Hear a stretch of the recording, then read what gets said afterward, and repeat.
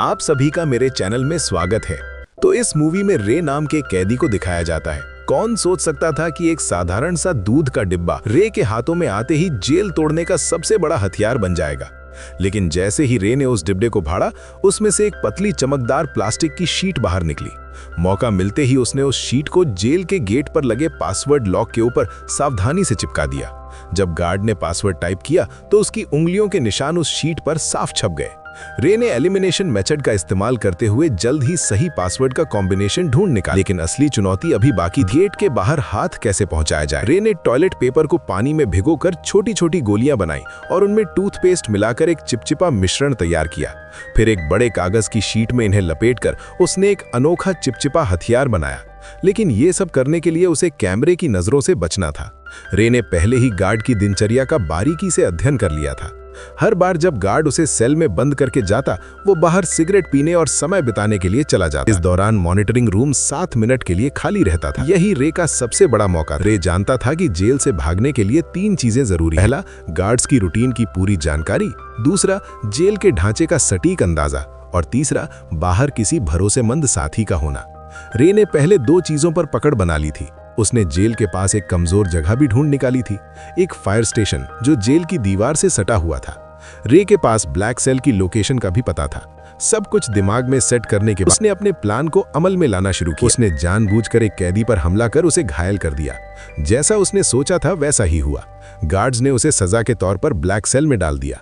जब गार्ड खाना देने आया, रे ने चुपके से कागज की गोली छोटी खिड़की के ताले में डाल दी, जिससे वो आसानी से खुल गई। पासवर्ड सिर्फ 4 अंकों का था, जिसे रे ने चुटकियों में क्रैक कर लिया। ब्लैक सेल से निकलते ही उसने मॉनिटरिंग सिस्टम को हैक कर 1 मिनट पुराना फुटेज चला दी। गार्ड्स को कुछ पता न चला। इसके बाद उसने फायर स्टेशन से जुड़ी वेंटिलेशन पाइपलाइन को खोज निकाला। अगर आपको ऐसी मूवी अच्छी लगती है तो मेरे चैनल को सब्सक्राइब जरूर करना, ताकि आपको ऐसी मूवी मिलती रहे।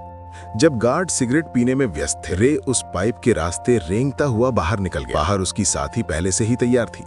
उसने एक छोटी कार में विस्फोट कर दिया, जिससे फायर अलार्म बज उठा। गार्ड्स ने सीसीटीवी फुटेज चेक की, लेकिन सब कुछ सामान्य दिखा। इस बीच रे फायर स्टेशन में दाखिल हो चुका था। उसने जल्दी से एक फायर फाइटर की वर्दी चुराई और फायर ट्रक के नीचे छुप गया। अफरा तफरी का फायदा उठाकर वो ट्रक के साथ घटनास्थल तक पहुंचा और वहां से अपनी साथी की गाड़ी में बैठकर साफ बच निकला। ये रे की 14वीं जेल ब्रेक थी, जहां ये खुलासा होता है कि वो कोई नॉर्मल अपराधी नहीं था। उसका असली काम जेलों की सिक्योरिटी सिस्टम को टेस्ट करना था। असल में वो एक सिक्योरिटी कंपनी का ओनर था। इसकी वजह से वो नकली कैदी बनकर जेलों में घुसता और अपनी काबिलियत से बाहर निकलकर ये प्रूव करता कि जेल की सिक्योरिटी सिस्टम में सुधार की जरूरत है या नहीं। वो इतनी जेलों से भाग चुका था कि लोग कहने लगे कि ये बंदा किसी भी जेल को एस्केप कर सकता है। एक दिन CIA के लोग उसके पास आए और कहा कि उसे एक बहुत कड़ी और खुफिया जेल में जाना होगा, जिसका नाम लोकेशन किसी को बताने का ऑर्डर नहीं था। ये मिशन बहुत खतरनाक था। बावजूद इसके रे मान गया कि उसे लाखों डॉलर का ये ऑफर वर्थ इट लगा। कौन जानता था कि पैसा सच में इंसान से कुछ भी करवा सकता है। उन्होंने रे को एक नई पहचान और एक सीक्रेट एग्जिट कोड दिया, जिसका इस्तेमाल वो अगर कुछ गलत हो तो भागने के लिए कर सकता था। जाने से पहले उन्होंने उसके शरीर में एक ट्रैकिंग डिवाइस भी लगाया। जल्द ही वो दिन आ गया जब उसे जानबूझकर अरेस्ट होना, लेकिन अचानक कुछ लोगों ने उसे अगवा कर लिया और इलेक्ट्रिक शॉक दे दिया। इससे पहले कि उसे कुछ समझ आता, उन्होंने उसके हाथ से ट्रैकिंग डिवाइस को निकाल दिया और उसे बेहोश कर दिया। जब उसकी आंखें खुली तो उसने खुद को एक अजीब सी जेल में पाया, जिसमें हर रूम कांच का बना हुआ था और वहां हर जगह कैमरे थे। उसके आसपास सभी कैदियों को भी ऐसे ही 24 घंटे सुपरविजन में रखा गया था। ये जेल पूरी तरह से हवा में लटकी हुई थी, जिससे कोई भी कैदी जमीन खोदकर भागने का सोच भी ना सके। ये देखकर रे को तुरंत समझ आ गया कि वो एक बुरी सिचुएशन में फंस चुका है। वहां से जितना जल्दी हो सके निकलने के लिए उसने सीक्रेट कोड बोला, लेकिन जेल का जेलर एक टेढ़े दिमाग का आदमी निकला। उसने बिना कुछ सुने रे को फिर से बंद कर दिया। अब यहाँ ये राज सामने आता है कि जेलर किसी ऐसे आदमी से मिला हुआ था जो रे का दुश्मन था। कुछ देर बाद उसने देखा कि यहाँ के गार्ड्स पूरी तरह से हथियारों से लैस हैं और चेहरे पर काले मास्क लगाकर घूमते हैं। और गार्ड्स की संख्या भी कैदियों से कई ज्यादा थी, जिसकी वजह से उनका जब मन करता वे किसी को भी मारने या पीटने लग जाते। वहीं कैदियों को टॉर्चर करने के लिए एक भयानक कमरा बनाया गया था, जहां अंदर जाते ही तेज रोशनी से आंखें चकाचौंध हो जाती थीं। इसके अलावा वहां का तापमान भी बहुत ज्यादा था, लेकिन इसके बावजूद दर्द को सहते हुए रे जैसे तैसे पूरे कमरे की जांच पड़ताल करने लगा। तभी मुआयना करते हुए उसकी नजर फर्श पर स्टील प्लेट से जुड़ी कील पर पड़ी। इसी मोमेंट उसके दिमाग में एक आइडिया आया। बाहर निकलने के बाद उसने प्लान बनाना शुरू कर दिया। अब जेल से बाहर निकलने के लिए उसे किसी की सख्त जरूरत थी। जैसे ही उसने अपनी पहचान बनानी शुरू की, तभी टाइसन नाम का एक आदमी उससे दोस्ती करने आ गया। उसकी आंखों में अलग ही चमक थी। उसने सीधे पूछा, क्या चाहिए तुझे? रे ने भी कुछ नहीं छुपाया और सीधा कहा, मुझे एक चमकदार आयरन शीट चाहिए जो रोशनी को रिफ्लेक्ट करे, और अगर तुम मुझे ये लाकर देते हो तो हमारी दोस्ती पक्की समझो। इस पर टाइसन भी राजी हो गया। इसके बाद वो सीधा जेलर के पास पहुंच गया और उसे उल्टा सीधा कहने लगा, जिससे टेढ़े दिमाग का जेलर गुस्से में आकर उसे वाटर टॉर्चर देने लगा। हालांकि इसी बीच टाइसन ने चालाकी से उस कमरे का ड्रेन कवर निकाल लिया। काफी मार खाने के बाद उसने वो कवर रे के हवाले कर दिया। रे को लगा, वाह, ये आदमी तो काफी शातिर खिलाड़ी निकला। टाइसन से इंप्रेस होकर उसने अपनी असली पहचान बता दी कि मैं एक जेल ब्रेकर हूं। इसी के साथ उसने अपना एनालिसिस भी बताया कि इस जेल का स्ट्रक्चर वर्टिकल है, जिसका मतलब ये जेल अंडरग्राउंड में बनाई गई है। दरअसल जब रे टॉर्चर रूम में था तो उसने जमीन के नीचे से पानी की आवाजें सुनी थी, जिसका मतलब वहां एक पानी की पाइपलाइन हो सकती है जिससे उन्हें भागने का रास्ता मिल सकता है। इस सब के बाद टाइसन ने जानबूझकर जेल के गुंडे मार्को ब्रदर्स से पंगा ले लिया। उधर रे ने एक रोटी को हथेली में छिपा लिया। फिर जैसे ही मार्को के आदमियों ने जेल में मारपीट मचाई, प्लान के अकॉर्डिंग दोनों को टॉर्चर रूम में डाल दिया गया। वहां पहुंचते ही रे ने फौरन ड्रेन कवर निकाला और उसकी रिफ्लेक्शन से कीलों पर फोकस डाला। देखते ही देखते हाई टेम्परेचर की वजह से वे कीले पिघलकर बाहर निकलने लगी और एक एक करके कुछ ही सेकंडों में उसने सभी को निकाल लिया। फिर उसने रोटी का टुकड़ा मुंह में डालकर टाइसन को इशारा किया ताकि वो गार्ड का ध्यान अपनी तरफ खींचे। इसके बाद टाइसन ने अपना काम शुरू कर दिया, जिससे जेलर का ध्यान उसकी तरफ चला गया। वहीं रे ने तुरंत गीली रोटी को सीसीटीवी कैमरे पर चिपका दिया ताकि अंदर की फुटेज ना दिखे। फिर वो फ्लोर से नीचे उतर गया और पाइपलाइन में चढ़ते हुए आगे बढ़ने लगा, लेकिन बदकिस्मती से रास्ते में गलती से एक तार टूट गया, जिससे पानी बाहर आने लगा। आखिरकार जब वो ऊपर पहुंचा तो उसके पैरों तले जमीन खिसक गई, क्योंकि ये जेल जमीन के नीचे नहीं बल्कि समुद्र के बीचों बीच पानी की एक विशालकाय शिप में थी, जहां से भाग पाना नामुमकिन था। इस बीच पानी लीक होकर जेल के अंदर भरने लगा, जिसकी वजह से टॉर्चर रूम के कैदियों को रिहा कर दिया गया। खुशकिस्मती से रे गार्ड्स की नजरों से छिपकर समय पर वापस आकर बच गया। हालांकि दूसरी ओर एक नई मुसीबत उसका इंतजार कर रही थी। दरअसल जेलर को फर्श पर छोड़ी गई कीलें मिल गई, जिससे वो समझ गया कि रे ने जेल तोड़ने की कोशिश की है। उसके बाद उसने फौरन एक आदमी को कॉल लगाया, जहां ये राज खुला कि रे को इस जेल में फंसाने वाला कोई और नहीं बल्कि उसका बिजनेस पार्टनर लेस्टर निकला, जिसने कंपनी के लालच में आकर ये साजिश रची थी। अब अगले दिन किसे पता था कि रे के ऊपर टॉर्चर के बादल मंडराने लगेंगे।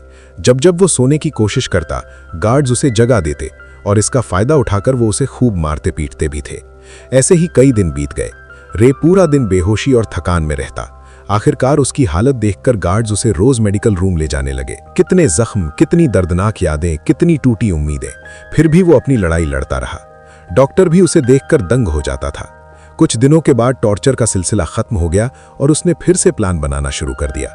दरअसल खाना खाने के बहाने वो टेबल के नीचे चोरी छिपे एक डायरेक्शन बताने वाली डिवाइस बनाने लगा।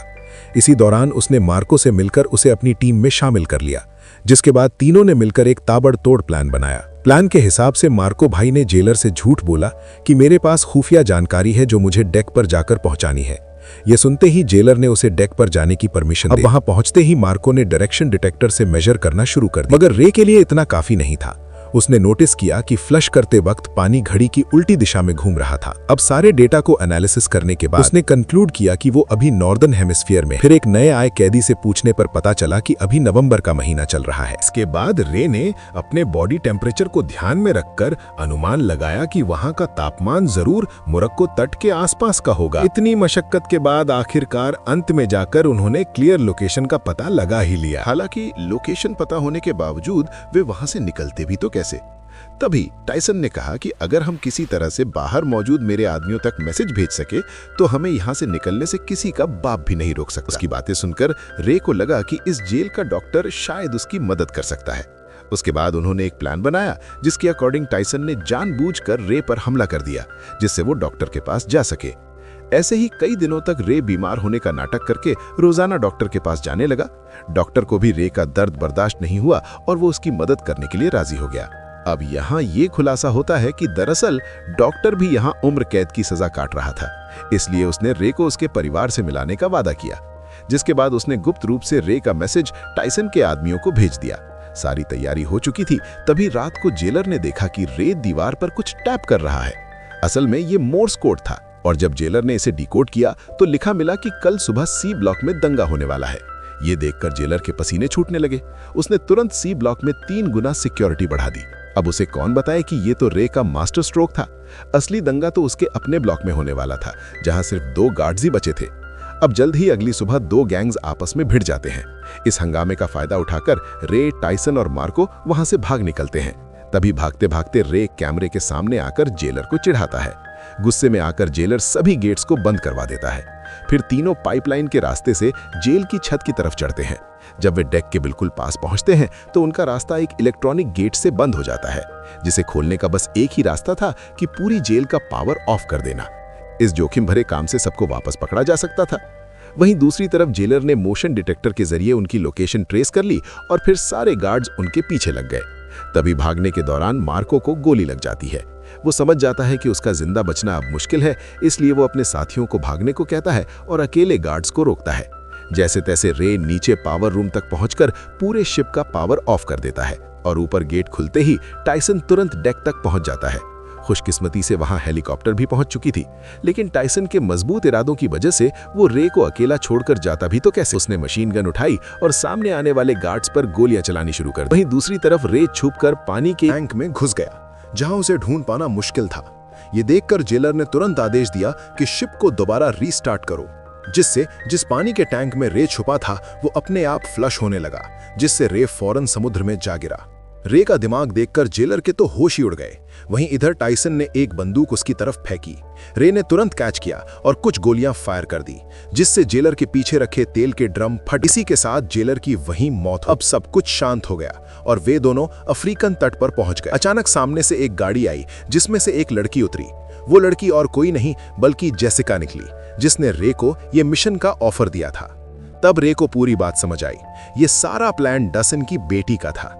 दरअसल जेसिका ने अपने पिता को बचाने के लिए उसे जेल में भिजवाया था और रे की चालाकी से उसे बाहर भी निकलवा लिया। आखिरकार रे के चेहरे पर एक प्यारी सी मुस्कान खिल उठी और ऐसे ही संघर्ष और हार ना मानने के जज्बे से वे लोग अपने परिवार से वापस मिल सके। यही मुलाकात इस खूबसूरत फिल्म का अंत बन गई। इसी के साथ ये मूवी यहीं खत्म हो जाती है। मूवी अच्छी लगी तो लाइक और सब्सक्राइब जरूर करना।